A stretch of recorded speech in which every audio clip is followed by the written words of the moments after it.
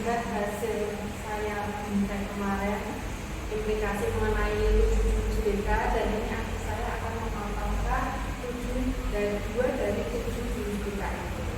Yang pertama itu kenali potensi, yang kedua adalah tumbuhkan resiliensi. Di sini terima kasih Bu ND selaku pengembang potensi dan prestasi di sekolah. Kemudian Pak Doni sebagai Wakasangkas, terima kasih atas kehadirannya. Di sini saya akan menjabarkan satu persatu ya, Pak Ibu. Saya kemarin yang pertama yaitu mengenai gaya belajar. Nah, di sini saya gaya belajar saya mengambil itu berangkat dari masalah Bapak. Masalah terutama di kelas saya ya, mohon maaf. Saya itu kan 10-2 itu bermasalah. Mungkin Bapak Ibu yang telah mengajar di 10-2, Pak Imam, Pak Muhtar ya, selaku guru matematika, guru fisika, dan guru PKW itu pasti sudah mengerti di kelas 10-2 itu anaknya kan aktif semua, tidak bisa diam.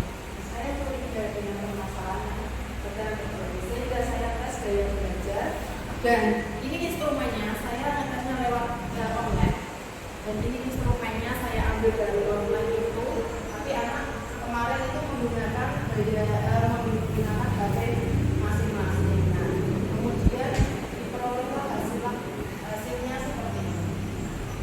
Hasil seperti ini. Nah, ternyata benar bahwa anak di 10-2 itu aktif. Ternyata anaknya itu 21 anak itu kinestetik. Nah, kinestetik ya Bapaknya.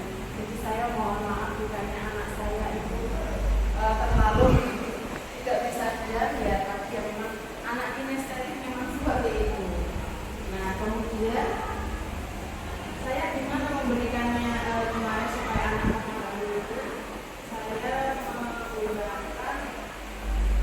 menggunakan salah satunya ini saya dengan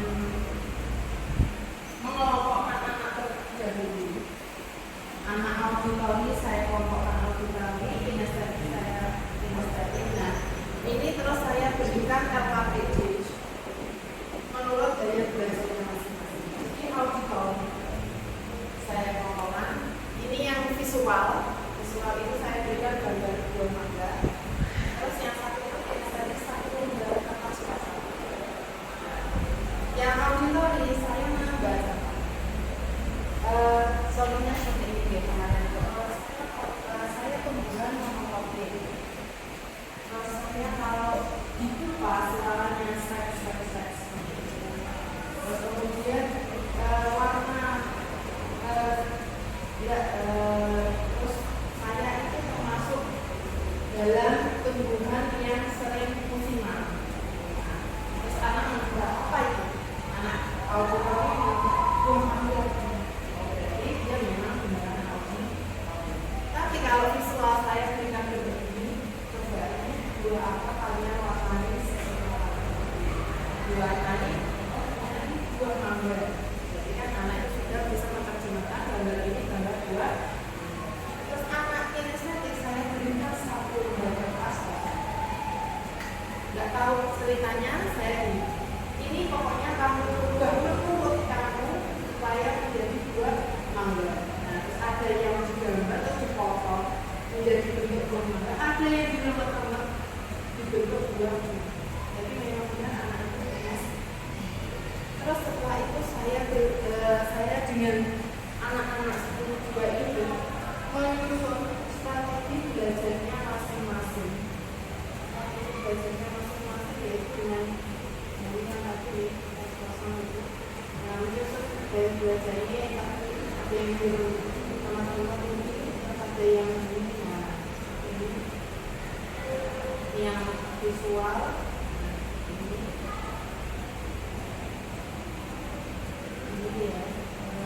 Nah, ini terus kemudian saya konversikan ke depan.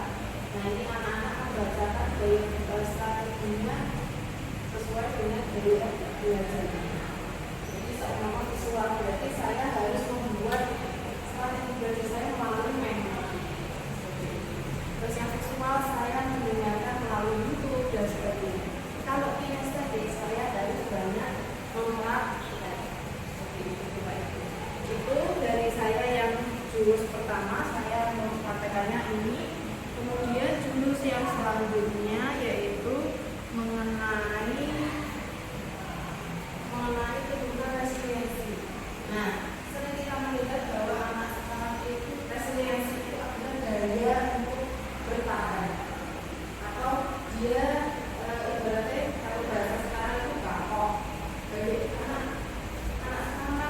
generasi strawberry ya, generasi strawberry. Jadi kelihatannya itu lembek gitu kan. Nah, makanya saya menggunakan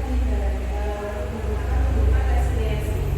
Resiliensi ini saya melihat data hasil saya ada 10 sampai 19 itu yang banyak pertumbuhan utamanya itu survive-nya itu yang ada itu di 10 sampai. Jadi saya mempraktekkan ini di 10 sampai. Dengan mempraktekannya saya menggunakan 3 buah benda. 3 buah benda ini. 3 buah benda ini saya mempraktekannya dengan menggunakan yang pertama itu adalah wortel, kedua adalah biji kopi, kemudian yang ketiga adalah telur. Mereka itu ketika diuduk dengan air 100 derajat Celcius kita sama-sama. Itu menganggapnya itu adalah suatu masalah. Nah, ada yang keras dengan telur yang keras, ada kopi yang malah memberikan kehangatan, ada juga yang wortel malah menjadi lunak, frustasi atau frustasi. Nah, saya memberikan beberapa kasus, itu ada 6 kasus, karena saya berikan 6 kasus dengan posisi yang berbeda-beda. Nah, silakan kalian kalau di posisi itu kalian menjadi apa, menjadi apa. Nah, kebetulan itu anak sudah mengetahui dirinya, oh ternyata saya, nah ini waktu menganalisis 6 kasus ini, ini hasilnya anak ada yang kasus pertama ada yang jadi kopi. Jadi dia itu menyikapinya suatu permasalahan yang dia beri secara positif. Ada yang jadi telur, kasus kedua.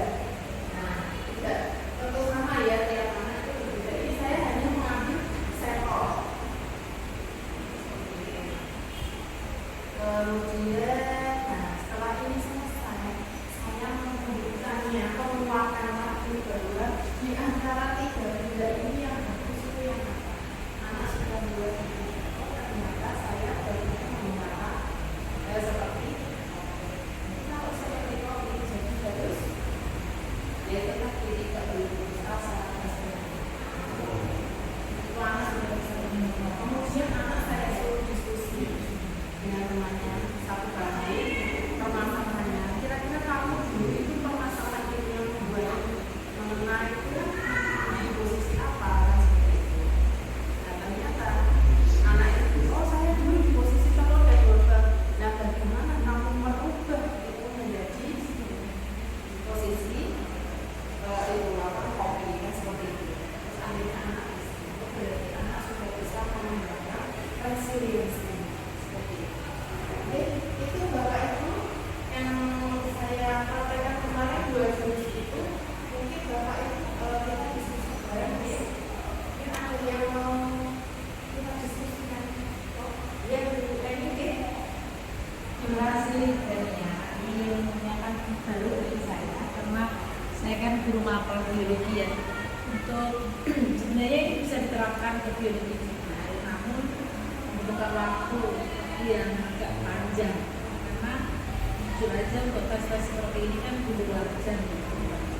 Nah untuk yang saya tanyakan ini, apakah hanya tes gaya belajar yang digunakan untuk melihat permasalahan kelas 10? Apakah ada gaya lain selain gaya belajar? Terima kasih. Oke. Berarti gini ya Bu, intinya apa yang untuk digunakan hanya gaya belajar seperti itu. Mungkin ada tes-tes lain. Nah, kebetulan di BKN banyak tuh tesnya.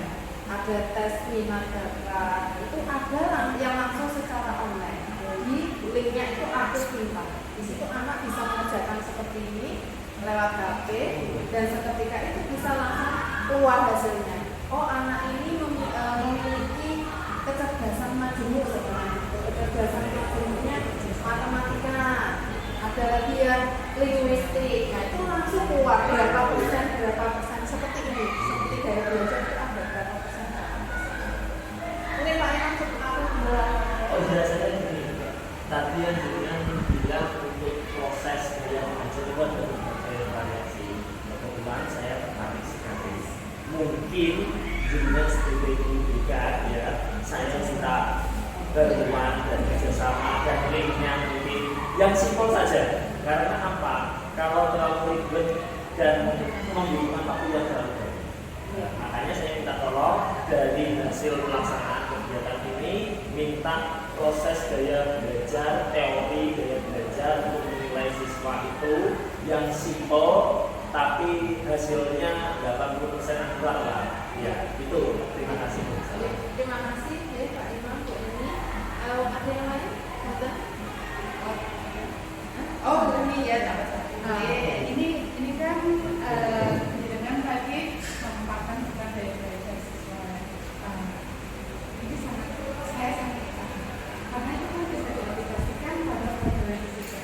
Sebagaimana nanti akhir kita berkolaborasi dengan menganalisis dari belajar siswa, nanti hasilnya di-share ke saya, biar saya bisa, oh ternyata kelas ini cocoknya pakai metode ini, kelas ini nanti menjadinya pembelajaran dia diskusi ya.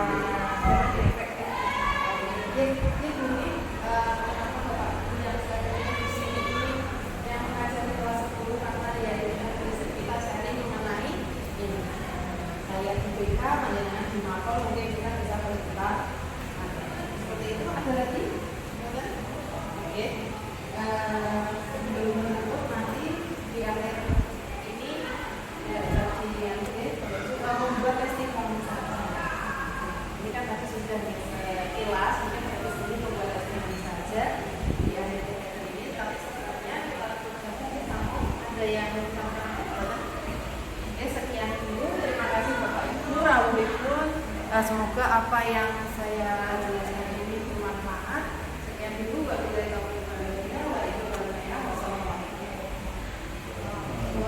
warahmatullahi